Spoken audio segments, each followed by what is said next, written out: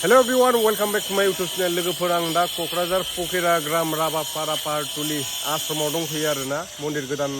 लुगासिनो दं नालाय बिनिनो दाखालि बावै आङो लिंग बानायनो अर्डार होदोंमोन वेस्ट बेंगलाव दा बेखौनो लायनो होननानै फैदों आङो दा दंफैयो आं भिडिअ लाबोबाय थायासै न'निफ्राय फैनाय समाव हरावसो फैनाय जादों नालाय एसे 4टासोआवसो ओंखारबोदोंमोन आं ओमफ्राय नै बिथिं नै आमाइमोन दं आदामोन बिसोरो अबावबा गामियाव थांनो नागिरदों दा अबाव थांनो नागिरदों होनदों आदामोना फारुगुरायाव कालेक्सन खालामहैनो मन्दिरनि दे थांबाय थादो होमबा नोंसोरो आमाइमोन आं दसे रेस्ट लानोसै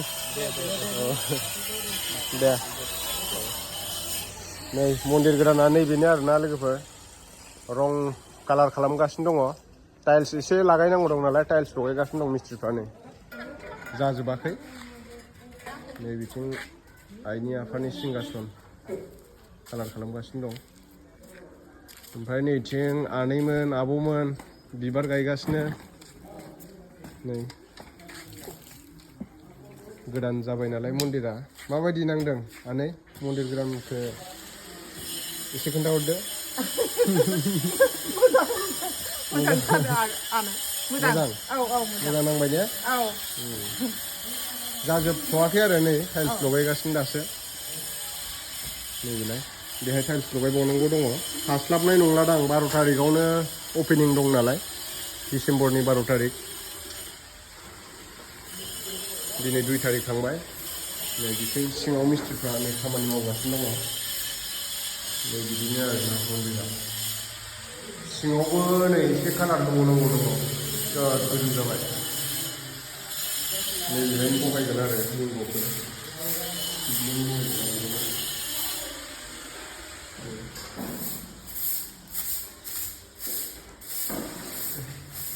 बाबा महादेवनि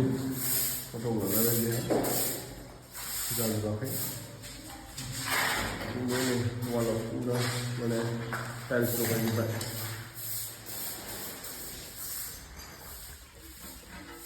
बिराद दै होबाय थानांसिगोन नोंसोरो फुं फुङाव फैबाय थानानै औ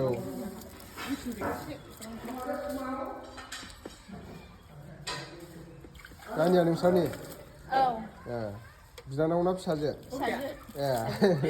ए नानि खोन्दां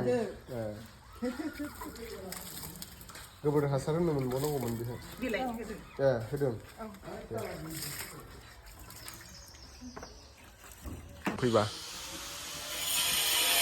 नै बेबायदि जाबाय आरोना बिराद समायबाय प्रग्राम जागोन 12 तारिखआव आरो शिवरात्रियावबो जायो शिवरात्रियावबो फुजा जायो टाइल्स साखावगासिनो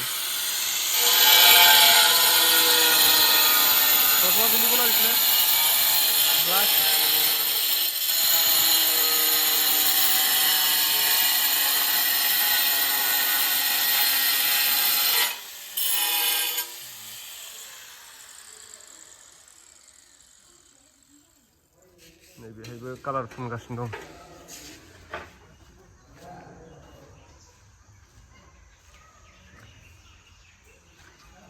पेन्टार ক'ত দাদা মাগুৰমাৰী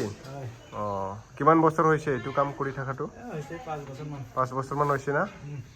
ডাঙৰ ডাঙৰ বিল্ডিঙতো কাম কৰে ঠিক আছে কালাৰ হৈ যোবাই নে গোজৌবো